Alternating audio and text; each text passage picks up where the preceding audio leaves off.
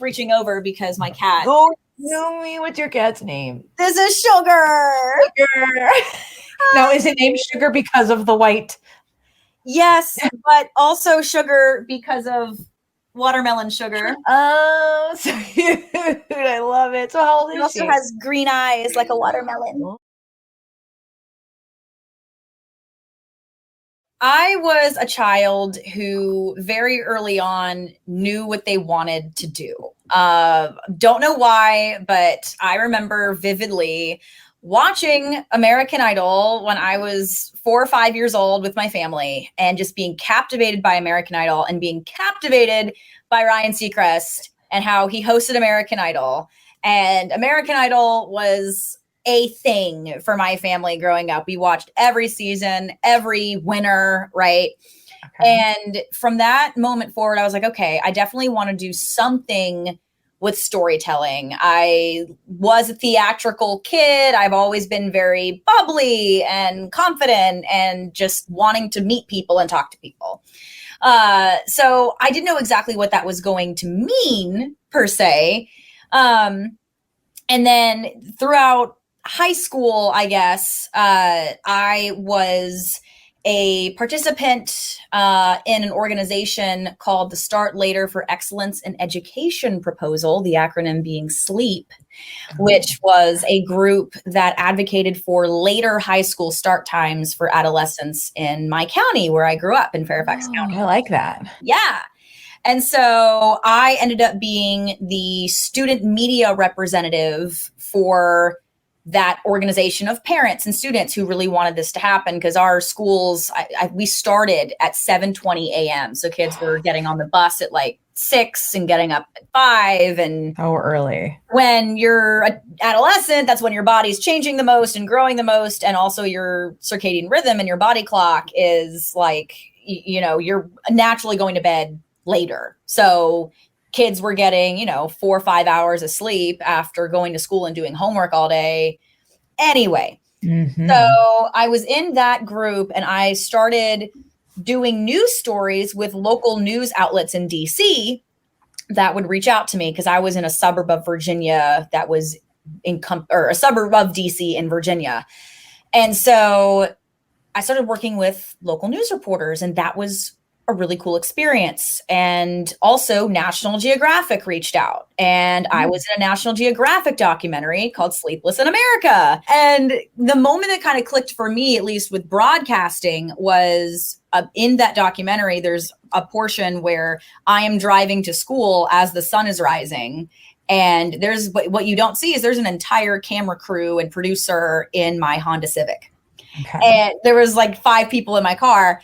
And that was when I was like, this is insane. I want to be a storyteller and make a difference by telling the stories of other humans. I wanted to be the storyteller, the videographer, what have you, because that was just so cool, because our initiative actually passed in the school board that year after 20 years, and we got school to start an hour later. Oh, that's awesome. I saw the change that happened and the positivity that came from that. That's kind of when I locked in my brain. That's when I was a junior in high school. So that was when I was like, okay, this is for sure what I'm going to do. I want to do some sort of on-camera broadcasting storytelling. And I went to the University of Alabama, Roll Tide. I'm going to gain some fans and lose some fans with that, I'm sure. They didn't have entertainment reporting, because even though I wanted to do storytelling, I always gravitated, back to Ryan Seacrest, I've always gravitated towards the red carpet and the music and the entertainment, the fun stuff. But Alabama, Roll Tide, big sports program. So,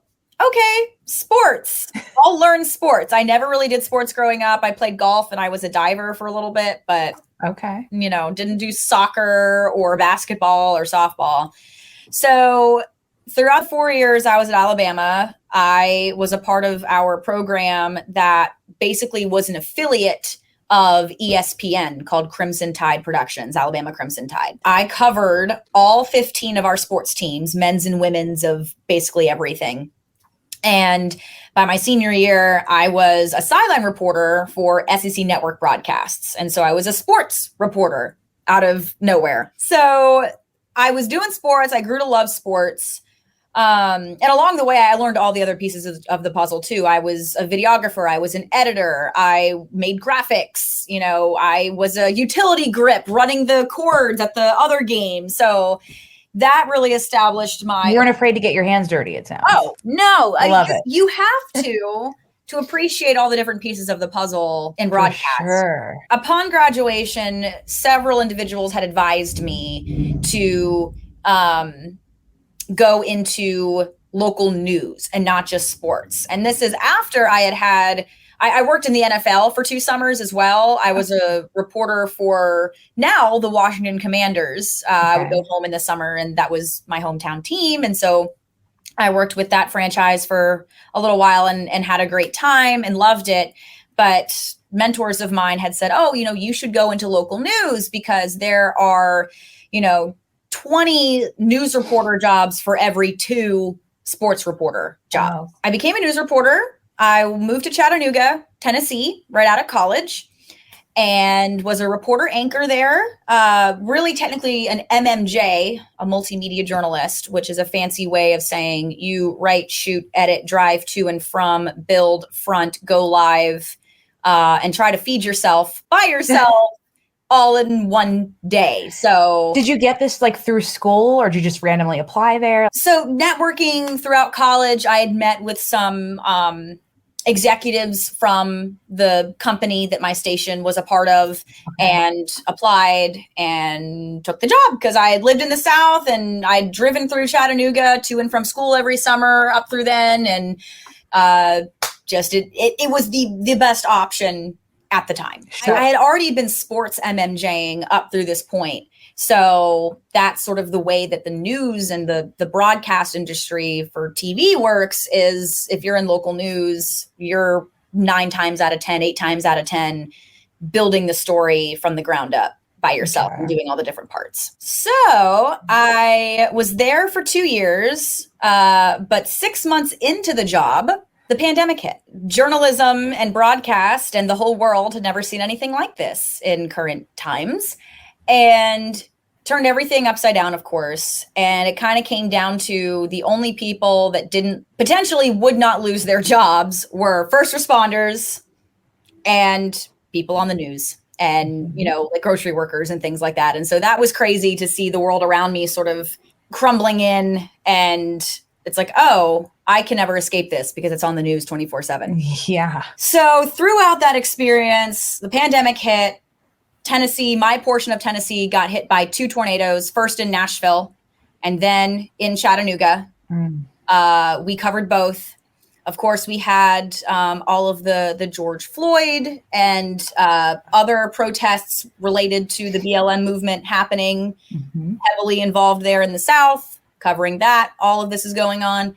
And then the election. So it really made for a storm of lots of learning and lots of agony for a 22, 23-year-old first-time full-time journalist living in the South. Wow. It was absolutely incredible. It was the best experience that ever happened to me, but also the worst experience.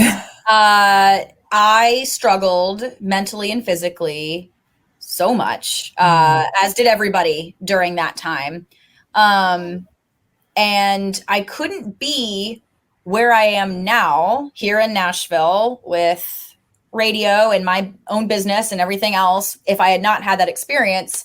But man, did it take a toll. Man, are there long-lasting effects. Something I learned very quickly working in local news and working in TV broadcast is the multimedia journalist job, in essence, is so incredible because you own all of the pieces to that puzzle for your work, right? You can envision how the story is going to go, right? You can shoot that story and then you edit that story and you write that story. But then with social media and having the expectation and the requirement from your higher ups at your station to constantly be updating your social media, constantly, tweeting, Facebooking, going live, all of these different things while you're trying to get this story done. And you're going into these very traumatic situations. At any given time, as an MMJ, you're doing 6 to 9 jobs as one person. Yeah. Like I said, I rattled it off earlier: write, shoot, edit, pitch, drive, tweet, Facebook Live, not crumble under pressure, go live on the news multiple times. And then when you were in my position, you were the morning reporter. So you were waking up at 2:00 in the morning and doing all of this by yourself, some or most of the time. Not to mention very unsafe situations that the, reporters and photographers, go into the industry knowing, okay, you see news reporters that are at, unfortunately, shootings that just happened, or house fires, or, scary things that are going on. You know that going in, but the expectations that are still upon you in these unreal situations, it is so much to deal with as one person, as one young adult. Kind of like, how bad do you want it? All right, then you suck it up. That is definitely a shared mentality, I think, with a lot of people in broadcast, in both TV and radio. And it's the thing that I realized when I got out of news and came to Nashville and now do entertainment and radio and everything, is as a reporter, as a news reporter, when you're out in the field every day and you can go from one day, you're covering a shooting where potentially a 5-year-old child died, and you had to, you were required to track down that family who just lost a 5-year-old and try to see if they'll be in your news story. Yeah. So you have that traumatic situation. You try your best to go through the day without your story getting derailed because something else breaking happened, or details can't come together in time because everything has to be accurate, right? Go to bed, wake up at 2:00 in the morning, do it all over again. But now there's a house fire or there's a hospital fire and you're there at 4 a.m. and you don't have time to process what you've been dealing with, because you wake up every day and you put on an authoritative or happy face and you go and you do it, and you just do it. You don't process because you can't. There's no time because you're exhausted for every other reason and your brain can actually process. So now I'm here in Nashville and I'm still now able to process things that happened to me during the pandemic, or not happened to me, but things I experienced, very upsetting and terrible things that happened that I became a part of because I was telling the story.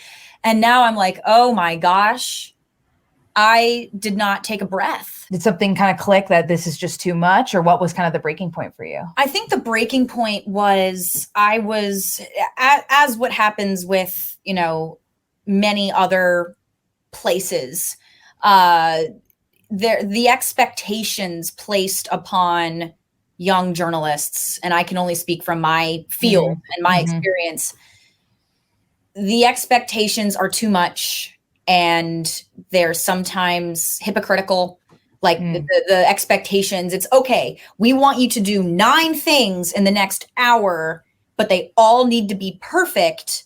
And if we back at home base don't love it or don't like this one thing, you have to stop everything else you're trying to do and redo this thing, even though you're somewhere separate from we are, and, streams get crossed and everything. And so it was just a never ending cycle of, I can't accomplish things to the expectations I hold myself to. Sure. Are very high.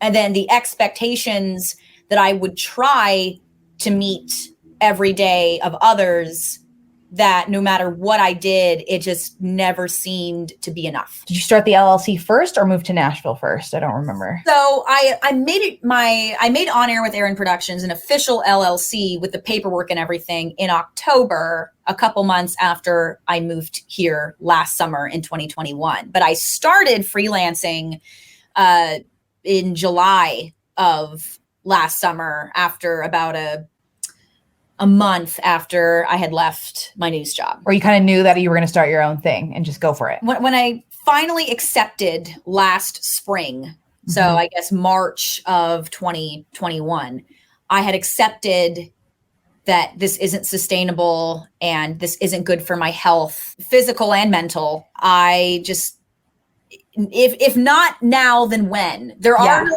I came up with a saying I've told a lot of people here in Nashville, and I like sharing this saying, is if there's one thing that I've learned living through the pandemic through the eyes of a journalist, there are no rules and nobody knows what they're doing. It's so true. There are absolutely no rules. And I was encouraged by people I'd met online, specifically through Clubhouse, that app that I'm sure many of us remember, but now it's kind of like a fever dream. I had met several music industry people, both in and outside of Nashville, that had heard my story and had heard my desire to eventually work my way into entertainment, broadcast, journalism, hosting.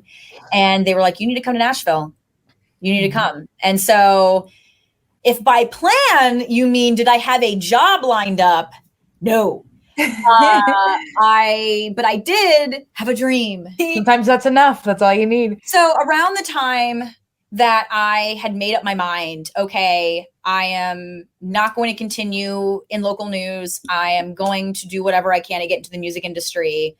I started using my Clubhouse connections and my internet connections to start doing my own Instagram live show called Fresh Tracks and Flashbacks. And it is a monthly Instagram live show where I feature artists from all over the country or world, every genre. And it's just an interview with 3 songs sprinkled in, 1 fresh track, so a new song, 1 flashback, kind of throwback guilty pleasure cover song of any song that they love that everyone who may not know them watching at home knows and can jam out to in the kitchen. And then end with another fresh track. Maybe it's another new song or a song that they haven't released yet, and we get a little exclusive performance. Okay. So I was doing that every week when I started in Chattanooga. My first guest was Lauren Davidson. Shout out to Lauren. And did that literally every week, at least once a week between April of 2021 and now. So wow. And that was just to keep yourself sharp or just to get noticed? A little bit of both. So I was like, okay, well, I need to start generating the content that I want people to hire me to do. So what a concept. Listen, people, God, if you're not listening to this podcast, I hope you're listening to this one. Jesus Christ. So I would just reach out to artists, say, hey, I'm a journalist and I have a music Instagram live show. And I would find these people on Clubhouse, on TikTok. I would have these people refer their friends and see if they had artist friends that wanted to be on. Yeah. And so it primarily started with country, just because I'd made a lot of country music connections here. Yeah. But I've had every genre. I've had rap artists, I've had rock artists, I've had pop punk, country, soul, R&B, everybody. And that's what I love about music. I don't have a specific genre that is my favorite. I just do it all. Yeah. I am so lucky that I have the friends and family that I do, because I told them, I was like, you know what?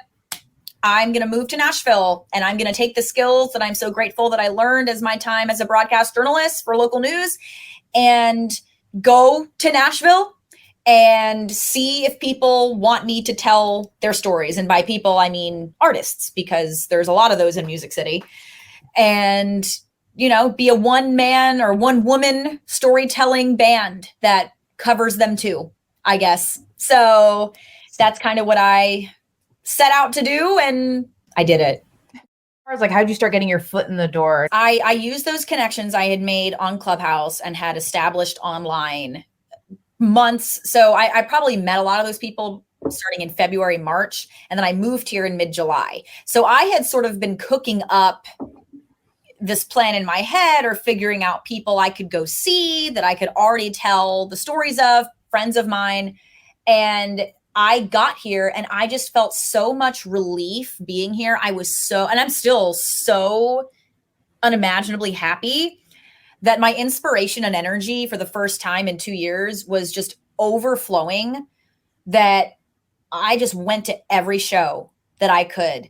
I talked to everybody that I could at every show. I explained who I was, and I had wonderful friends that would just tell me things that were going on and invite me to come with them, and I would go. And it was incredible. I mean, every day here is still a new, fresh experience.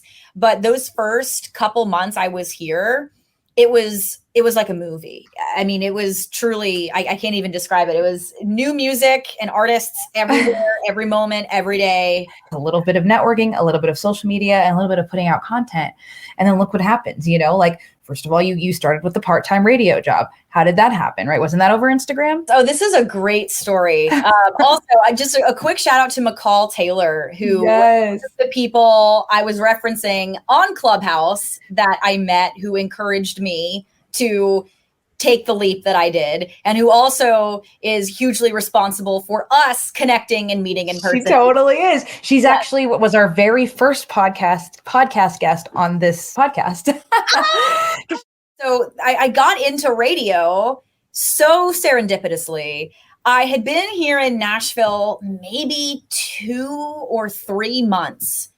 And part of what I was doing, because I didn't have a full-time job, was finding things that my friends were inviting me to, or going to events that I thought were fun, and would take videos and then make a video about my experience, because that's what I know how to do and what I love to do. Yeah. And so, of all events, I was at a One Direction DJ night here in Nashville. I am the biggest, where is he? Other side, Harry Styles fan. I love it.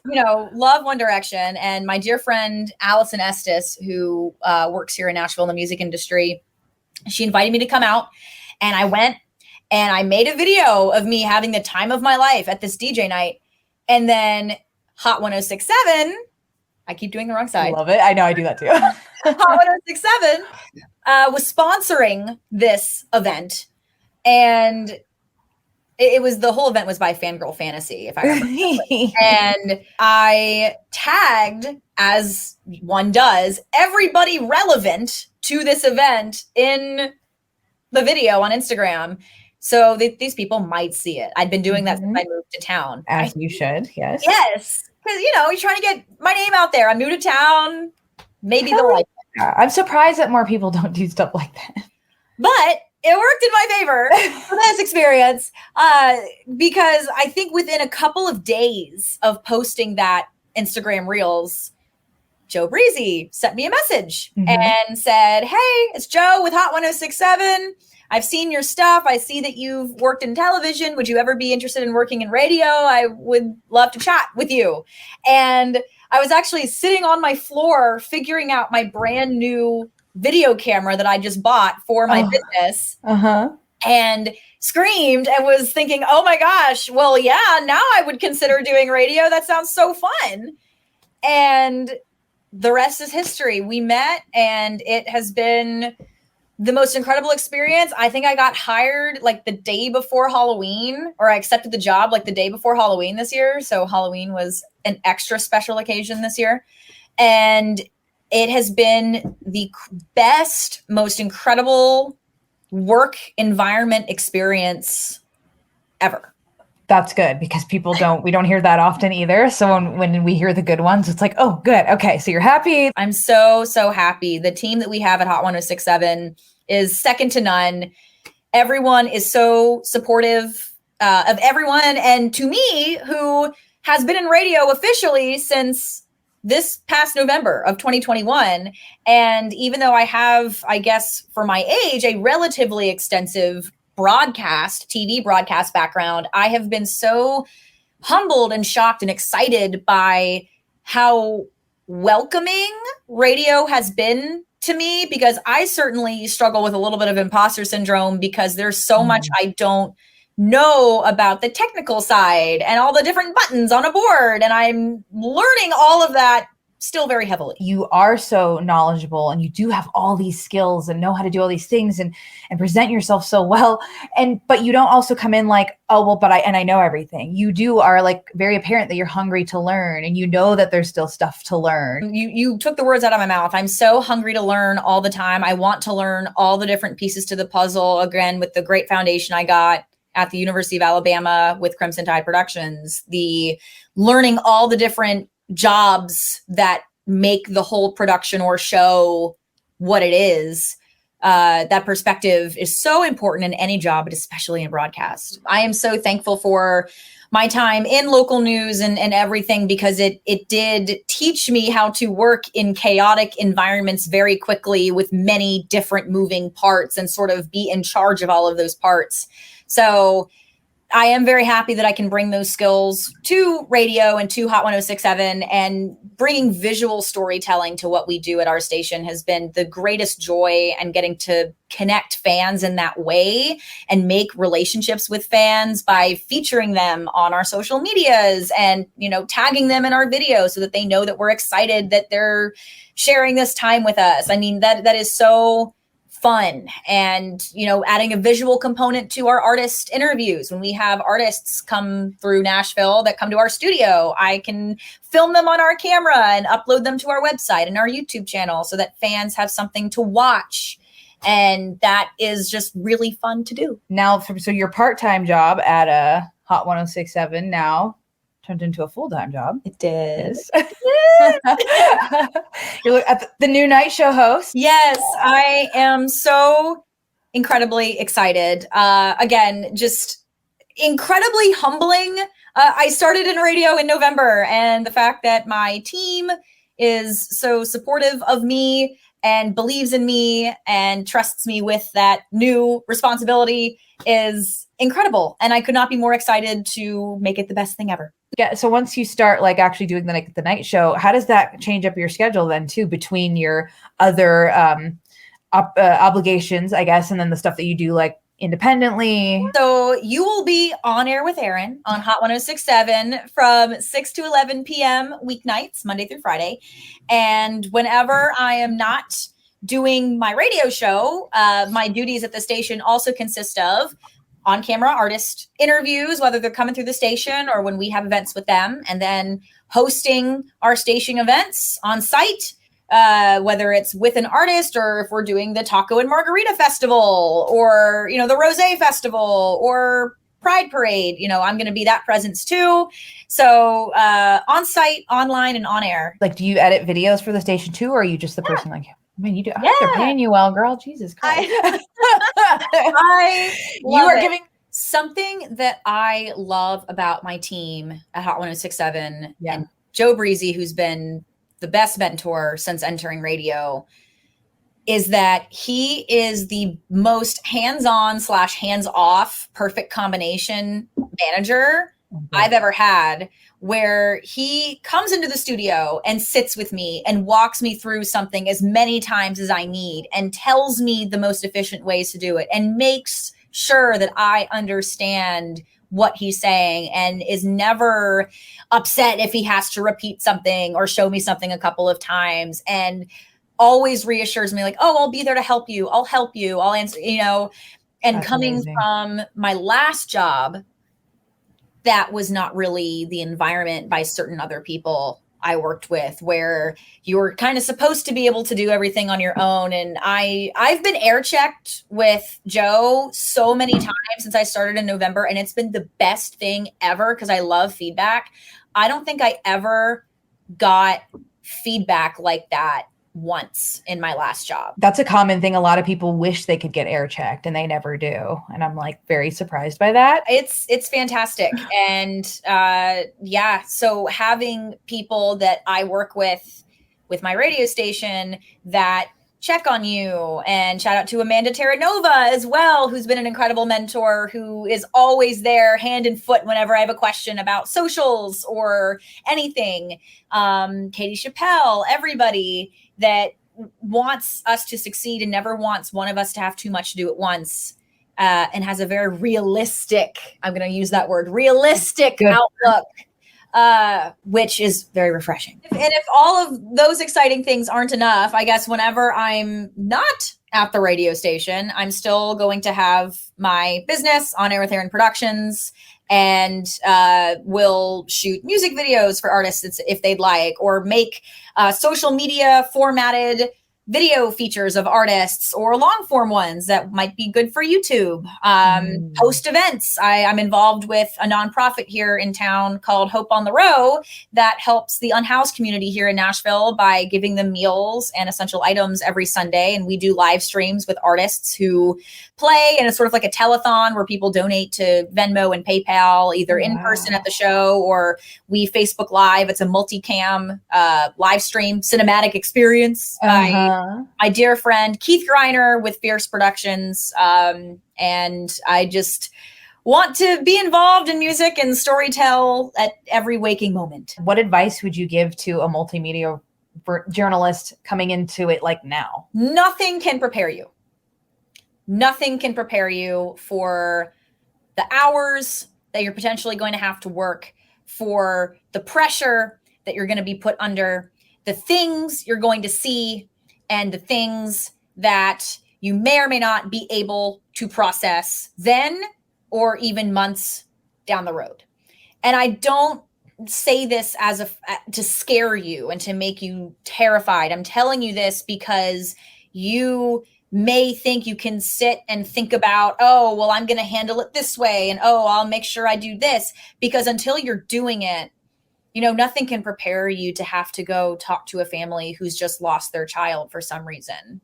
And then while you're thinking about having to make a deadline that's in 2 hours and you just started your story, you just have to embrace being thrown into the fire and lean on the people that you feel and grow to know you can lean on, and know most of all that you can only do what you can do. You can't make miracles happen as a human. You can't add more time to the day. You can't go back and change things once you've done them. You can only do what you can do. And if you remind yourself that, and if you remind your managers of that very politely and respectfully whenever you feel that is necessary, you must do that. The Radio Fam Podcast. TheRadioFam.com.